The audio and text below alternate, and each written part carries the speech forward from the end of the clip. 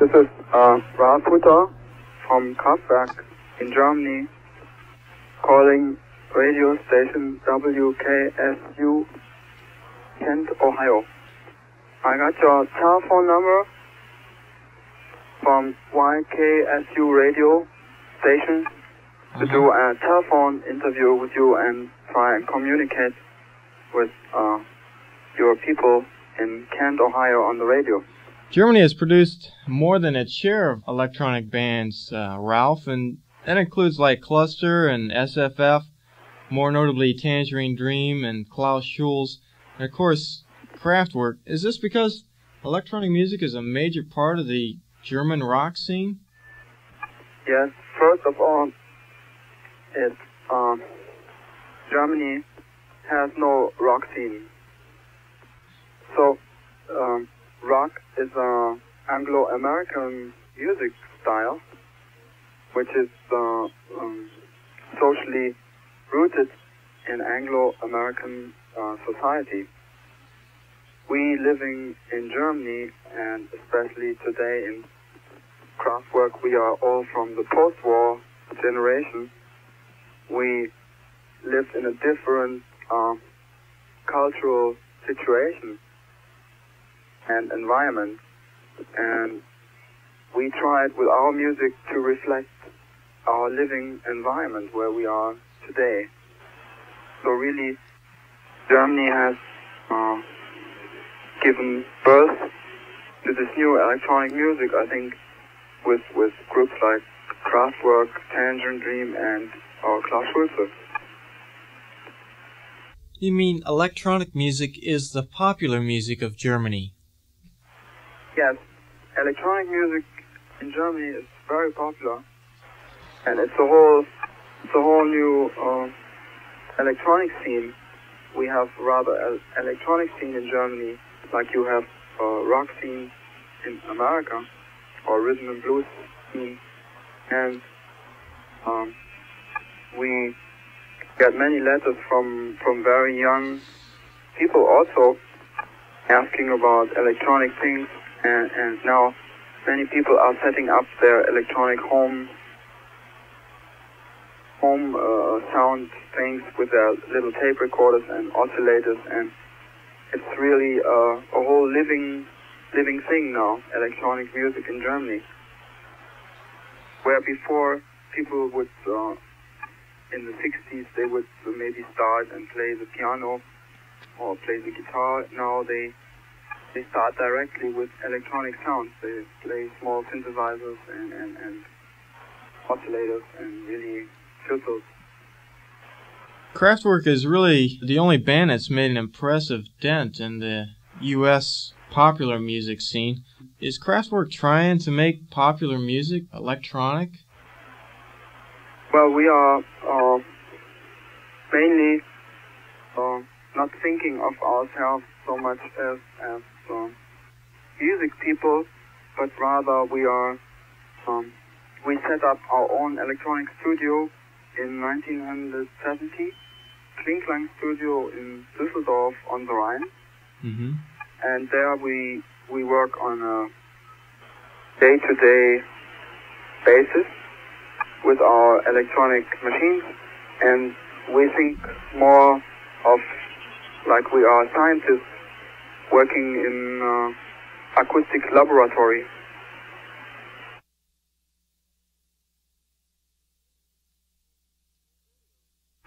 Your earlier recordings are quite a bit more subtle than your latest one. In particular, the Ralph and Florian release is quite soothing, but the tempo is generally increased to such a point that, like Karl Bartos and Wolfgang Fleur's work with electronic percussion, has become an overriding factor in your man-machine release. The music sounds quite mechanical. Is this a general progression in your sound, or are you trying to make a social comment? Yeah. It's when we started in 1970, our first concern was to really create some kind of total sound. This was the first step And when we put out the first album, 1970, we weren't doing vocals yet at that time, but mainly creating some kind of pure electronic sound as a basis. And from then on, it was different steps of development to go from one album to the next album. And then we did one in 71, and then in 73, Ralf and Florian album, 74, Autobahn, for the first time with longer vocals, and then 75, Radioactivity, 76, 77, Trans-Europe Express, and now 78, The Man Machine, which is kind of the identity thing of Kraftwerk, which really brings the ideas we had all the time about ourselves being connected with the machines, more outspoken. So, you are trying to make a social comment of the mechanized society in your music. Yes. Kraftwerk is the industrial electronic music group from really industrial post-war Germany. We live in the biggest industrial area in Europe, the Rhine-Ruhr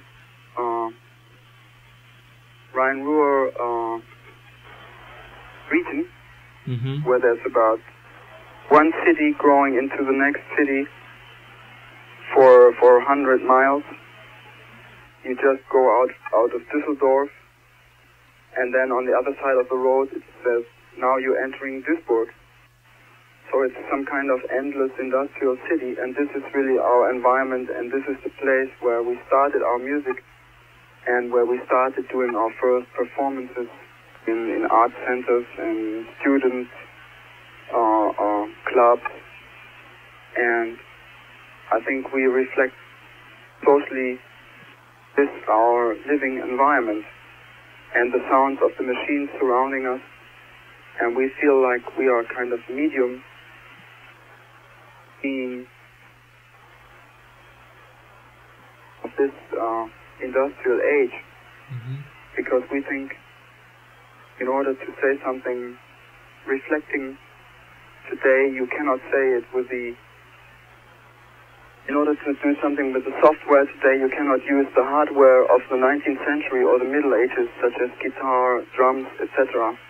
In order to make some valid statement about today's society, you have to use today's technological media, such as telephone, radio, synthesizers, microphones, tape recorders, whatever is available today to the artist.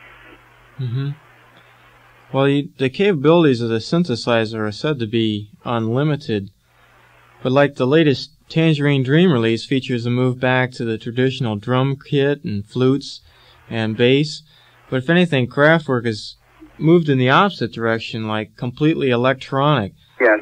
Do you feel that eventually all instruments will be electronic? Well, we are only using electronic instruments.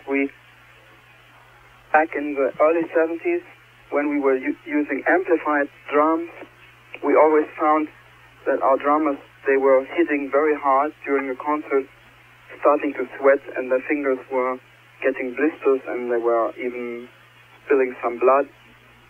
So we got very much upset about this situation, because myself and Florian, we were always playing these synthesizers, and then we invented with some engineers who work with us some electronic drum kits, which we also have patented, and now for 5-6 years the drummers playing with Kraftwerk, they don't sweat no more. They are on the same electronic level, because we find in most groups the drummers, they're doing some kind of wood chopping job, and we are industrialized percussion, because today's society is very percussive with all the machines, repetitive rhythms, and we thought to include this in our music.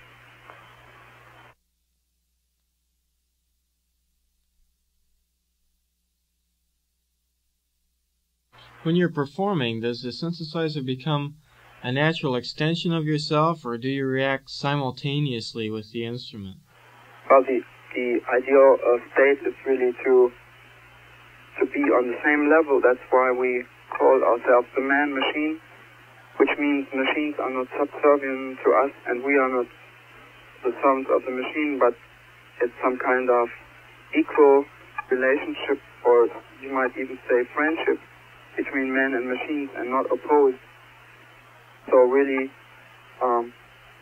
we get some really sensitive exchange with our musical machines. That's a very interesting concept. Most performers like to say that they have control over their instrument. Yes, we control the machines, and the machines control us. It's really some exchange, like equal partners. So that's what the word man-machine stands for. During the release of Autobahn, you toured the States, and since then you've had 2 very well-received records in the States, and Man Machine is showing a lot of promise as well. There's another U.S. tour in the works. Yes, we are. In fact, at the moment we are working back here in Düsseldorf on our studio and recording and working, and it's very possible that we do another European tour in late summer or autumn, and at that time we are hoping that we can come over back to the United States and play more concerts there. Because now we have, since 1975, it's 3 years, but we have, I think, made some very important developments for us, where we have created some new kind of performance style, where in the past, new ballet companies in Germany, they have been doing something with our music, and this inspired us not to just dance or move your body to existing music, but we have now composed some kind of electronic body music, because electronic music, basically like Tangerine Dream, has been mainly connected with brain music, where you sit back in your armchair and put on headphones and fly off into space, some kind of cosmical consciousness type of music, where we were always interested with Kraftwerk in including society and really environmental music, earth music, city music, and now we have done something which we call electronic body music, where we have invented some instruments where you can stimulate electronic sounds with the movements of your body by moving up your arms and legs and your whole body. We stimulate some electronic sounds, and when we will do performance, we have some special kind of electronic ballet which we're doing ourselves, where we create music through dancing. Yeah, I read something about that a long time ago. It's like a costume, right? Yeah. It's wired up, and as your body moves, it produces different sounds. Yeah. Did you design that device yourself, or? Yeah, we have been doing something with light beams. It operates with light beams, and by moving, we used this for the first time when we made the European concert tour 2 years ago, but it was only the first model we designed, so now we have something more developed, and we will be doing this in our concerts. And we can also play, because we're using some of our music, we have invented some automatic music machines, and they can play the organized part of the music, so we don't have to concentrate on hitting the same notes in every town we play, like most of the groups when they play, they have to concentrate if they get the songs right, etc. We have some machines who can do that type of work, and we can fully concentrate on spontaneous things, and we do a lot of improvising, like when we play, and also the time factor. Concerts sometimes they are very much longer or shorter, depending on the vibration where we actually perform. Along those lines, do your records reflect craft work accurately, or is there more to your sound that's reserved for just concerts? Yes, I think the records are to us like films. We call our music acoustical films, and actually when we perform in concert, there's the volume factor and also the reverb and the echo of the hall where we play, because this and the volume of the music really is only to be there when we perform live, and the presence of people in a room changes the music.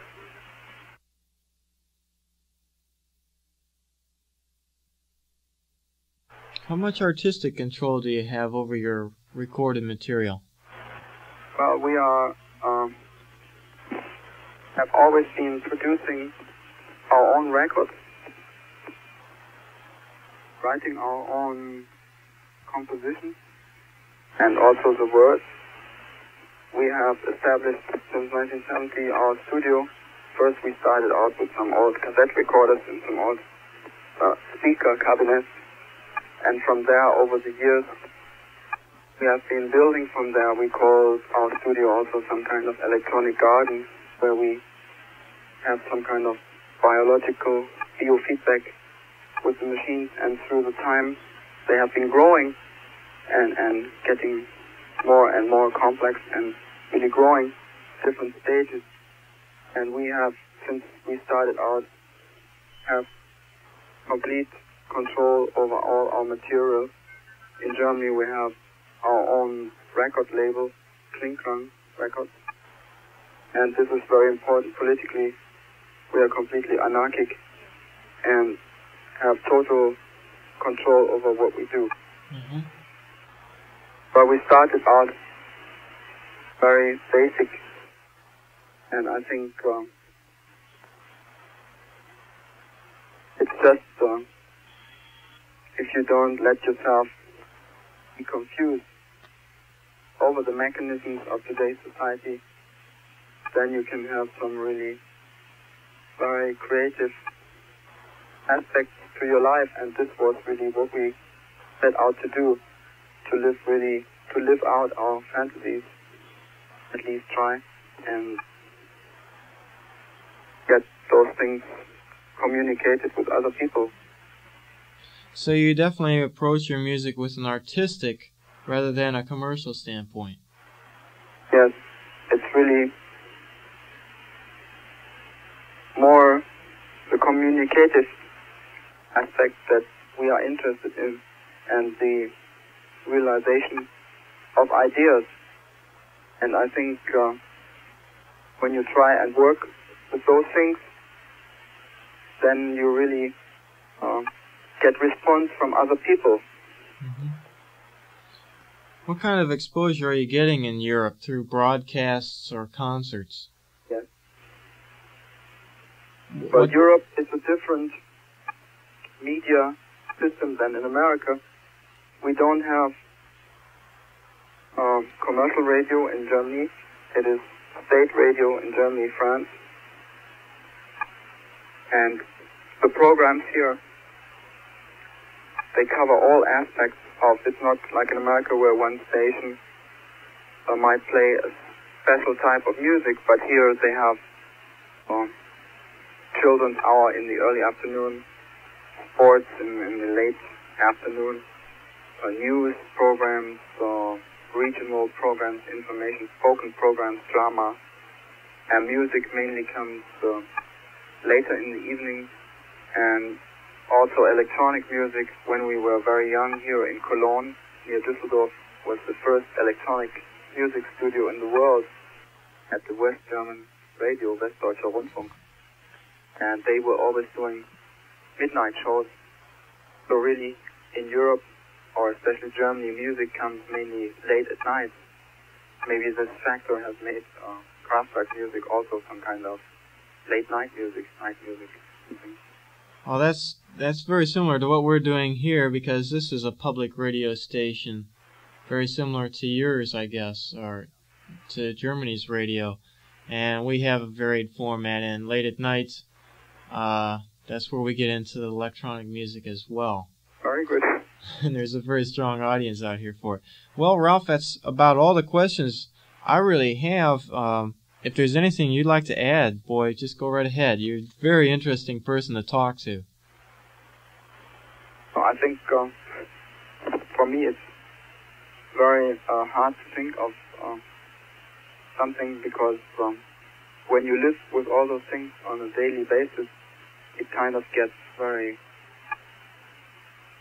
normal, and you forget to keep any kind of distance from.